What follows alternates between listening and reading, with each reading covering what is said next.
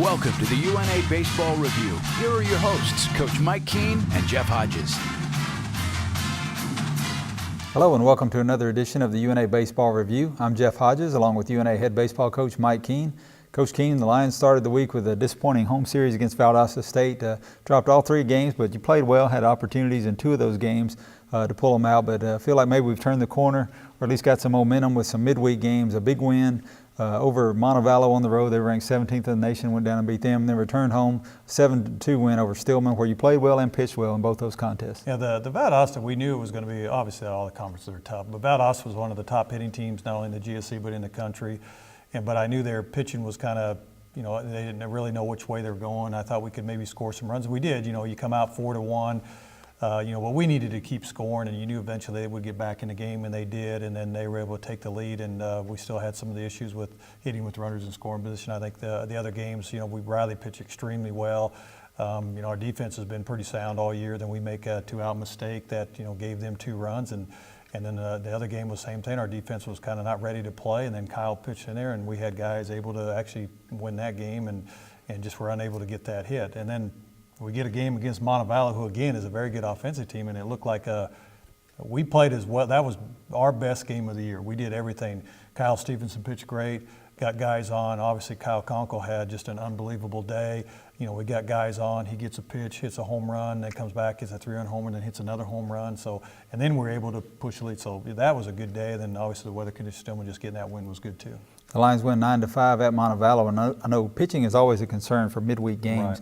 Right. So to go out and have Kyle Stevenson pitch the way he did really gave you a lift. Yeah, and Kyle, we knew going in he was a real good junior college pitcher. He had a little bit of a nerve surgery that he had in the fall, and he's coming back from that. So each time has been a little bit better. But I thought he pitched really well, and he gave us more innings than what we were asking him of. And he actually wanted to go back out, and that really helped to keep our bullpen intact because we knew we had another game Wednesday. But to shut them down like he did in that ballpark, what a great job by him. And in that win, as Coach alluded to, Kyle Conkle 4 for 4, 2 home runs, 6 RBIs. But how important was that home run he hit in the first inning? You go on the road against a ranked team, and to jump out a 3-run homer in the first, that really got you going. It really, it's one of those things we've been looking for someone to step up. And, we did the same thing. We, Brett Guzet bunted over. He's had, I know he's becoming the sack bunt guy, but, we were asking him to do that. We get a lead guy on, and then Kyle just does a really good job. And I think he's been real consistent over the last couple of weeks, and he's really learning his strike zone. They missed up, and he was able to get a home run and jump out 3, and then we were able to get a momentum, and then with Kyle on the mound shutting him down, it was really just a solid performance by everybody. You followed that up with a home game on Wednesday where it was going to be cold, it was going to be windy, possibility of some thought maybe of from Stillman's end of not playing the game. But I think you really felt like we needed to play and keep going, and you were able to get a big 7-2 win. Right, and that's been some way back when. The conditions have to be just really, really bad for us to cancel any games. But yeah, we needed to get the games in. We needed to play. I thought it was a good region, in-region game, and I knew the conditions were going to be real windy, and a lot of times that you don't know how you're going to come out and play. And I think what we did is we got, Jake was able to pitch, and at first, neither team was really swinging the bats well, but I think our speed kind of put them in a position and forced them into some errors, and we were able to get a few hits there and be able to come out with a win. Jake Smith with a win, and his second straight good pitching performance. Again, struggled a little bit to score some runs, but Jake Ward was 4 for 5, and as you mentioned, Guzet, a big part in that game and all week. He's up to 13 sack bunts now. And when you're struggling to score runs, the ability to move the runners into scoring positions is huge. Right, and that's been kind of history. I was talking to me the other day. We've had 2 guys that have led the nation in sack bunts over in the past, and I know Josh Doyle one year was like in the top. I think he was second. But I told him he's got a long ways to go to catch them. But the big key is like I told him, the reason you're doing that is because we're getting a lead guy off. We keep getting lead guys on, and you can move them over, and then hopefully we'll give our 3, 4, 5 guys a chance to hit them in. Early in the season, Ward was one of your consistent hitters. He had dropped off a little bit, so it's good to see him coming back. Kyle Conkle, as you said, had a great week. But when you have guys like Bradley Nolan, he's really been your rock all year. He's been hitting the ball consistently all season. Right, and we really had a couple guys, and Bradley's been one of them that's been pretty consistent all year long, and it helps to have him in the 5-hole doing what he's doing, and he's got good speed too, and just as long as he keeps playing defense and doing what we need him to do, and so far we'll hope he continues with that. Lions up to 9-15 now with the back-to-back wins. We're going to look at some highlights from the Valdosta State series when we come back. TNT Fireworks is proud to support the University of North Alabama and the Lion baseball team. Like the UNA baseball program, TNT Fireworks is committed to excellence. Our product, service, and teamwork are the reasons we are America's #1 selling fireworks brand. Check us out at tntfireworks.com. And remember, if it's not TNT, it's not fireworks. TNT Fireworks encourages the entire Shoals area to support head coach Mike Keene and his UNA Lions by attending a game at Mike D. Lane Field. Roar Lions!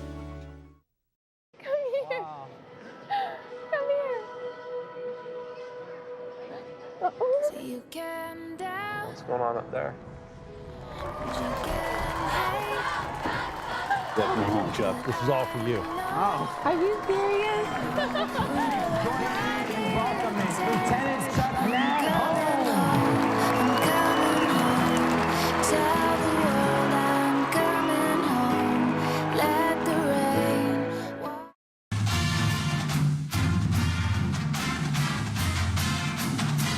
Welcome back to the UNA Baseball Review. Today we're going to look at some highlights from UNA's game against Valdosta State. A 3-1 loss for the Lions, but it was a close game. And as we go to the highlights, Coach Keene, going into the series, you get your scouting reports and you think you know how the pitching is going to go. And when the first game of the series, they throw all three of their weekend starters, you're kind of left guessing what's coming next. Yeah, it was one of those we kind of knew maybe they're going to mix it up. We thought they were just going to kind of mix up the rotation. Well, the next thing you know, two of the guys have been starting, pitched in game one, so we had no idea who was going to pitch in this game, so they throw their closer in this game.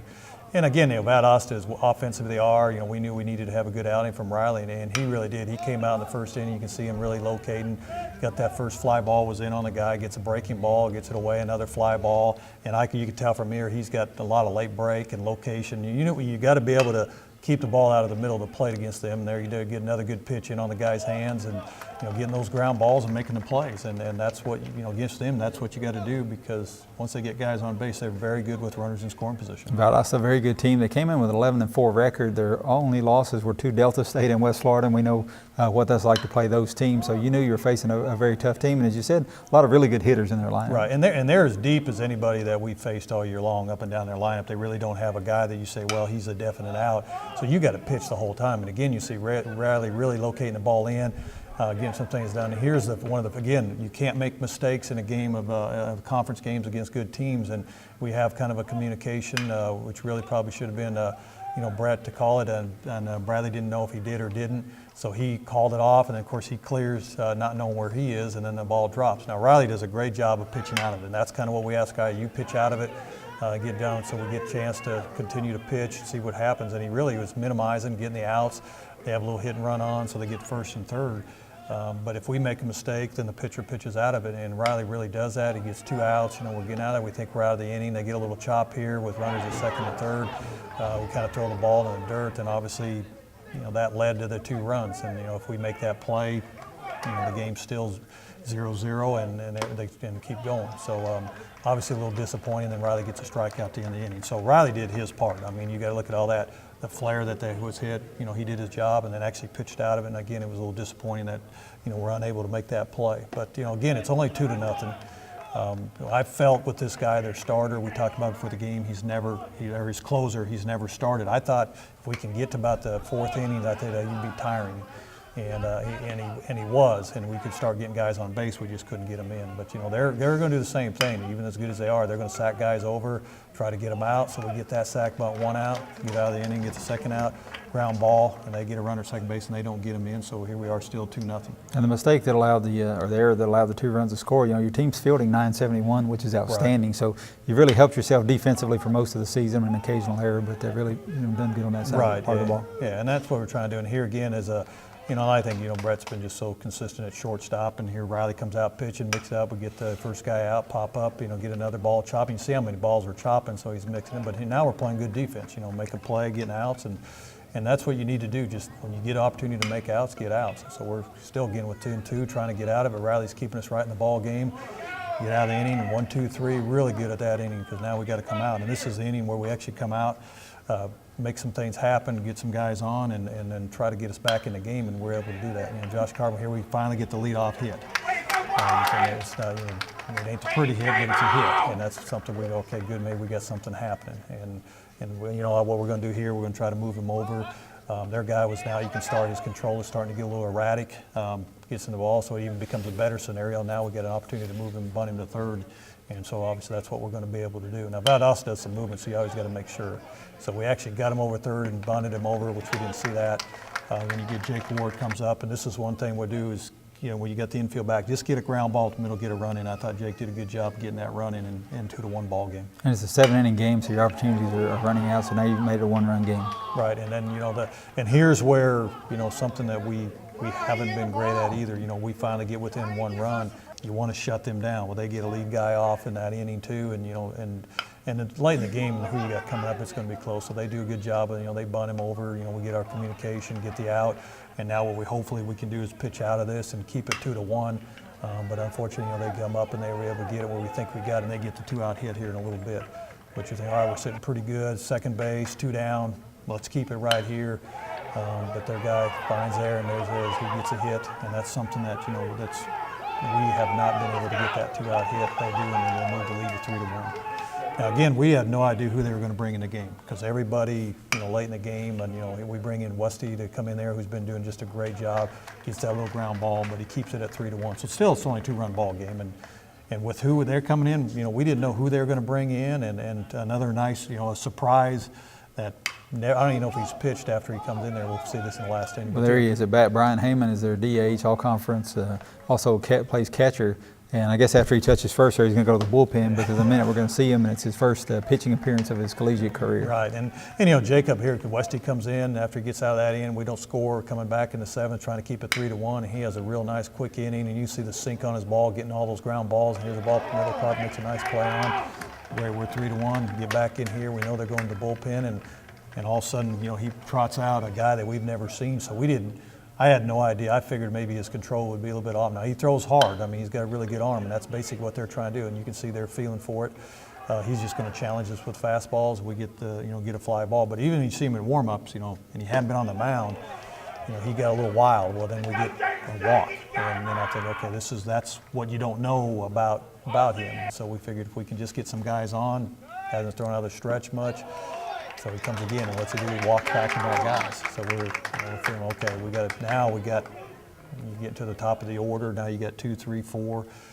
So you're giving us a chance. And again, he's attacking the zone. We get a pitch here and chop it. He was able to kind of get it down the zone and unable to drive the ball. But again, we got 2nd and 3rd, 2 outs. We got a chance. Get a pitch that's pretty good in the middle. And I know Dylan's having a frustrating year, and that was a pitch. For the first time, I think a guy that we knew there wouldn't probably be any breaking balls on this guy, but ends up popping up, and then we end up losing the game 3-1. And that was kind of the scenario for the series. You end up losing the finale 5-4 in a game where you had runners in scoring position in the 7th and 9th innings and weren't able to push them in. So a lot of opportunities, just weren't able to make the most of it. Right, and that's been kind of the things we continue to talk about. We talked about it after the games, and maybe that woke us up because obviously Mount Olive we did do that. We're going to take another quick break, and we'll have more Lion baseball for you when we come back.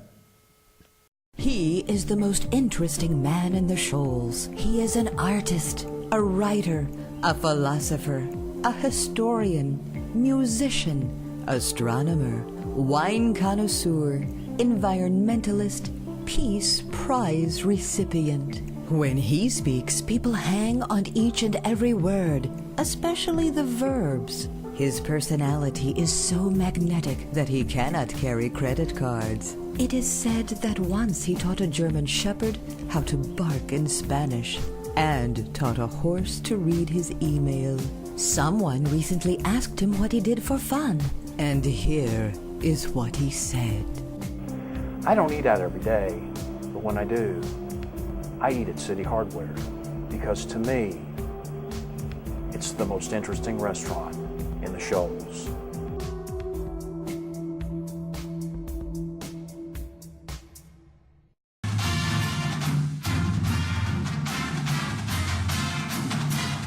Welcome back to the UNA Baseball Review. It's time now for our player profile segment. Coach Keene, we're going to be looking at 3 seniors today, starting out with Bradley Noland, who can play second base for you, can play in the outfield, and he's been one of the team's most consistent hitters this season. Yeah, Bradley's, he's got speed, he's got some bat speed, and, can do a lot of things, can bunt. He came in as a second baseman, played a little outfield, we moved him in the outfield, and really is a very solid outfielder. But I think this year, I think he leads us in walks and 16. His on-base percentage is tremendous. And I think that's one of the biggest difference he's been able to do, where last year he'd try to swing early, chase some pitches out of the zone, and he's just not biting on pitches and allows him to throw in his zone.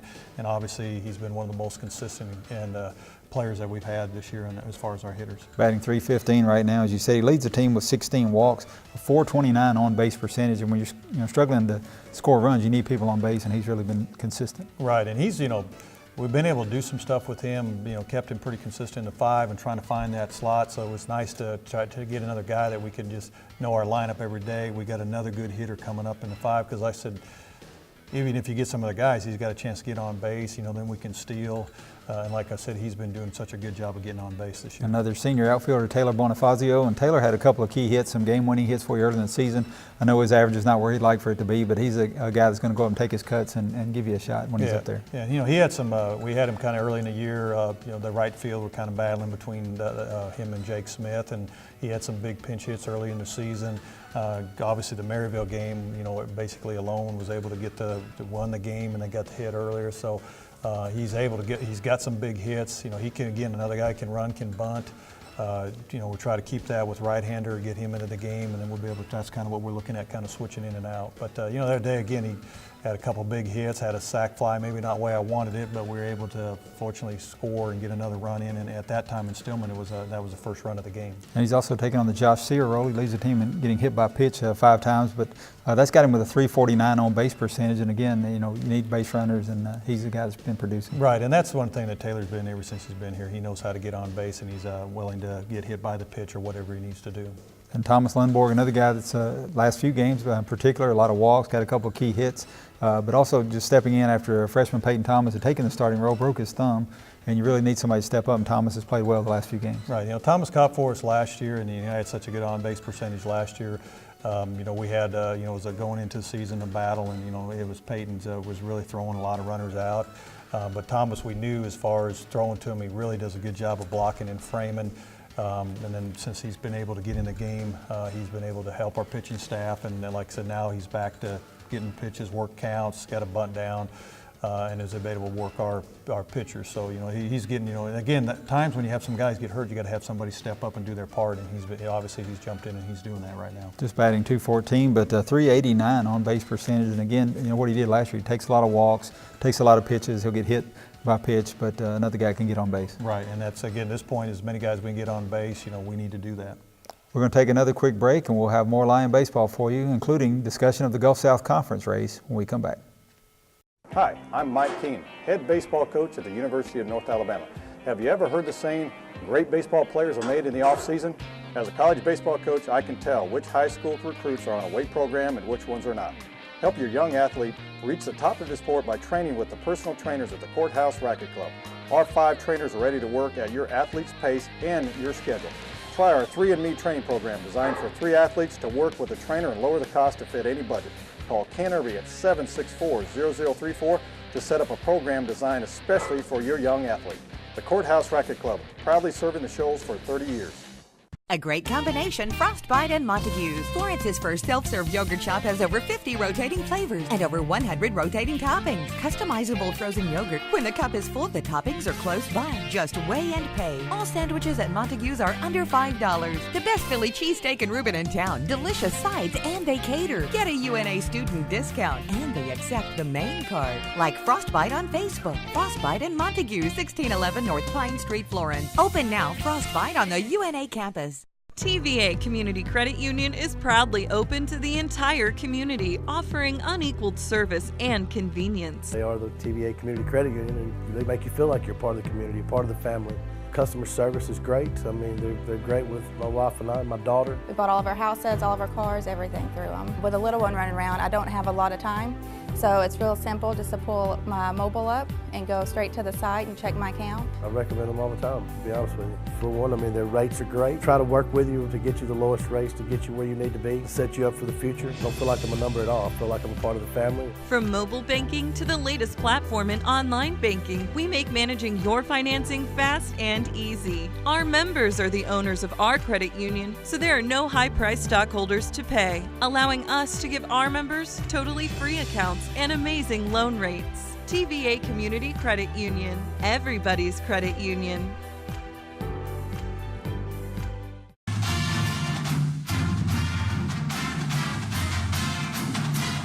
Welcome back to the UNA Baseball Review. Coach Keene, the Lions definitely have faced a tough schedule to this point. I don't know if they do rankings in Division II baseball, but I would have to say ours is as tough as anybody has seen to this point in the season.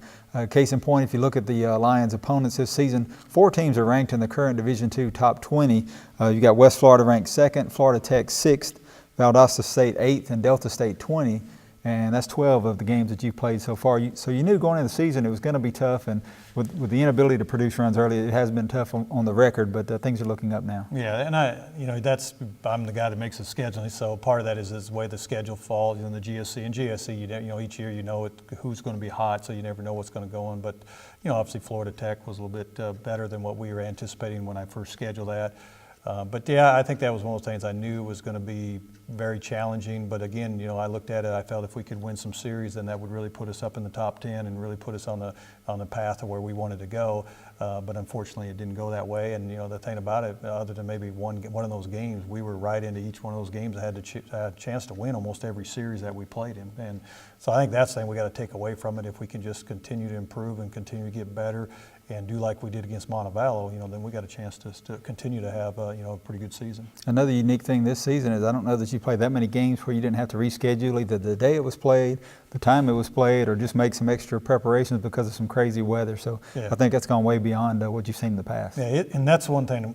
We again had to do this with Christian Brothers weekend, but I told our guys, I said it's nothing that we haven't done all year long. It started from the very first game of the year, and it just seems like this year we've had more moving games up, changing. Montevallo game was moved up too. That was really scheduled for 5 o'clock, but rain was coming in, so we bumped up to 4 and had to leave an hour earlier than anticipated. So I know the good thing is nothing will surprise us if like you get in the postseason in the GSC tournament where anything can happen, what time you're going to play, because we pretty much played about every possible time, and we've had to sit and wait. So I think that's one of the, if you're going to get anything out of it, that's one of the positives we've been able to get out of it. As we look at the conference standings, currently West Florida leads the league. They're 11-0 in conference play, 16-2 overall. You knew going into the season they were going to be a great team. I think they were number 4 preseason, but they've had a couple of really good years in a row and solid again this year. Yeah, they were.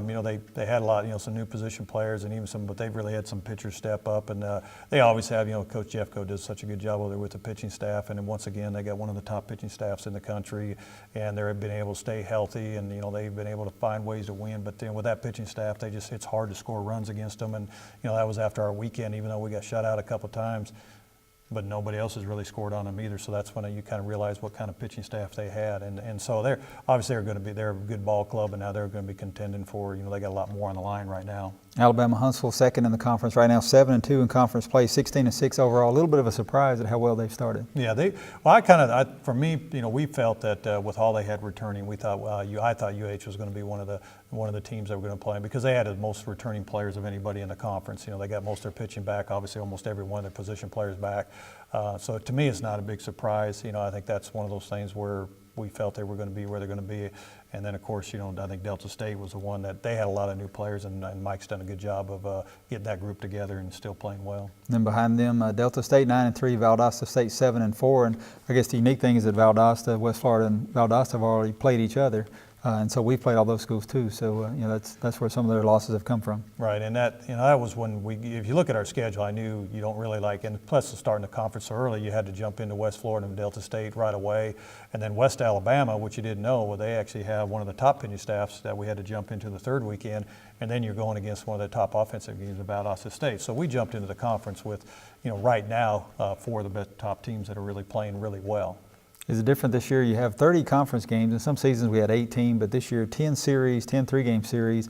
You've got 6 of those series still to play, so a whole lot of, more than half the conference schedule still to go. Right, and that's what we talk about a lot, guys. I said, I know it seems like it's been long, but I said we still have a lot of season left. There's a lot of things that can change, and you can get some momentum and get some things back. But like you said, it's kind of that where in the past, you're looking at this position, you're going, boy, I don't have much more ground to make up, but we're really barely at the midpoint, so we got almost another half of games to play against some other opponents. And like I said, hopefully we'll get everybody healthy, get everybody playing well, and try to win as many series as we can. As we said, 6 series left. You're at Christian Brothers, you have Union at home, at Alabama Huntsville, West Georgia at home, at Lee, and at Shorter. So that's a whole lot of baseball in conference play. Right, and that's kind of the way, when we had all this, how this conference has been the ever-changing conference. You never know when you're going to play, it changes. So this year, we're having to go to a couple places we've never been, which is as far as Shorter and Lee. Familiar with Union because we always used to play them midweek. So those are some new opponents that we don't really know a whole lot about. They're new to the conference, obviously very good baseball programs, and we seem to keep adding, extremely talented baseball conference and already very good conference. Let's talk about the pitching staff a little bit. Some of the guys don't have records that they would hope to have at this point, but really pitch well. Start with Brantley Claunch, who was a reliever, except for one start over the past 2 years. He's really done a great job as your #1 starter this season. Yeah, I think Brantley went out this summer and pitched in Wichita and was a starter. That was one of the things we're kind of anticipating, maybe moving him to a starter. So he did get this summer to kind of work on that.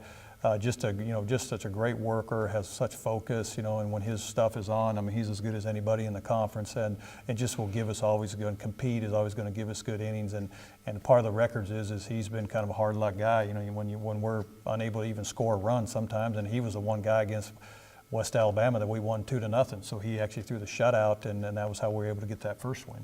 And Riley Sanderson pitching in the second games in the conference series of 7-inning games. He really did a great job last season for you as a midweek starter, and that really transitioned into a conference role this year. Right, and he's always had the good stuff, and I think last year is when he took some big steps, and this year you got to remember he's beat, he beat Delta State early in the year. At that time was a very offensive team, and I thought with the way he pitched against Valdosta, so he's been able to shut down some very talented offensive teams. So, as long as he keeps staying consistent and hits his spot, he's tough. And Cade Medley last year, maybe deserving of some all-conference honors. He really did a great job in conference play, but coming back this year, he's had some injuries, but hopefully you're getting him back in the lineup. Yeah, he had a little touch of the tendonitis, which happens once in a while. I think part of that is because of the way the season started out.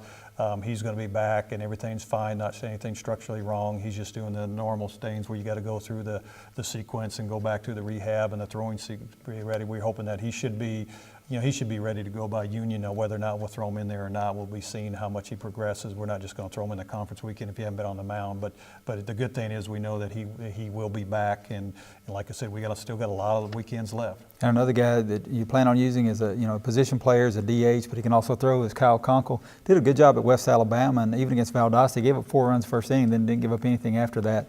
And he's somebody who can really help you and fill some spots. Yeah, I think that was that's again, you have to have somebody step up when we had an injury, and he did that against West Alabama. He really pitched well, and his stuff was good. And other than that first inning, but I felt we should have made a couple plays. We didn't help him out defensively, and then he settled in and really shut him down, because I don't think Valdosta scored until way late in that game. They scored 4 early and then 1 late, so we basically put zeros on pretty much the middle of the innings. And as far as relief, Jacob Westerhouse has really been the go-to guy. Had a great freshman season, struggled a little bit last year, but really gangbusters this year. Yeah, he's done all sorts of roles. We now have kind of put him into the closer role, but he's really been just a huge benefit for this year, and hopefully he'll continue to get those ground balls. Lions going to be at home against Selma. That's on Tuesday, a single game beginning at 5 o'clock, and then Saturday and Sunday, a 3-game Gulf South Conference series against Union. Hope to see you there. Thanks for being with us. Thank you for watching the UNA Baseball Review.